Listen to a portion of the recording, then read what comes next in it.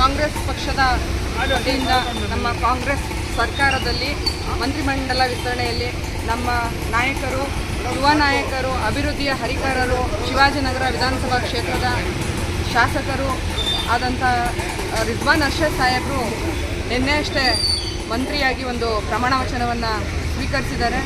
ಇದು ಯಾವ ಮಟ್ಟದಲ್ಲಿ ಒಂದು ಸಂದೇಶವನ್ನು ಕೊಟ್ಟಿದ್ದಾರೆ ನಮ್ಮ ಕಾಂಗ್ರೆಸ್ ಪಕ್ಷ ಅಂತ ಹೇಳಿದ್ರೆ, ಬೂತ್ ಮಟ್ಟದ ಕಾರ್ಯಕರ್ತನಿಗೂ ಕೂಡ ಪಕ್ಷ ನಿಷ್ಠೆಯಾಗಿದ್ದರೆ ನಾವು ಯಾವತ್ತೂ ಕೂಡ ನಾವು ಕೈ ಬಿಡಲ್ಲ, ನಿಷ್ಠಾವಂತರಿಗೆ ನಾವು ಜೊತೆಯಾಗಿರ್ತೀವಿ ಅನ್ನೋದಕ್ಕೆ ಇದೊಂದು ಸಂದೇಶವನ್ನು ಕೊಟ್ಟಿದ್ದಾರೆ. ನಮ್ಮ ರಿಜ್ವಾನ್ ಅರ್ಷದ್ ಸಾಹೇಬರಿಗೆ ಮಂತ್ರಿಗಿರಿಯನ್ನು ಕೊಟ್ಟು ಈ ಒಂದು ಮಂತ್ರಿಗಿರಿ ಸಿಗೋದಕ್ಕೆ ನಮ್ಮ ಕ್ಷೇತ್ರದ ಕಾರ್ಯಕರ್ತರಿರ್ಬೋದು, ಮುಖಂಡರಿರ್ಬೋದು, ಎಲ್ಲರ ಒಂದು ಶತಾಯಗತಾಯ ಪ್ರಯತ್ನ ಇರೋದ್ರಿಂದ ಅವರೆಲ್ಲರ ಸಹಕಾರದಿಂದ ಇವತ್ತು ಮಂತ್ರಿಗಿರಿ ಸಿಕ್ಕಿದೆ. ಹಾಗಾಗಿ ನಮ್ಮ ಕ್ಷೇತ್ರದ ಜನತೆಯ ಪರವಾಗಿ ಹಾಗೂ ನಮ್ಮೆಲ್ಲರ ಮುಖಂಡರ ಪರವಾಗಿ ನಾನು ನಮ್ಮ ಶಾಸಕರಾದಂಥ ಇವಾಗ ಮಂತ್ರಿಯಾದಂಥ ರಿಜ್ವಾನ್ ಅರ್ಷದ್ ಸಾಹೇಬರಿಗೆ ಶುಭಾಶಯಗಳನ್ನ ಕೋರ್ತೀನಿ. ವರಿಷ್ಠರಿಗೆ ಏನು ಹೇಳ್ತೀರಾ?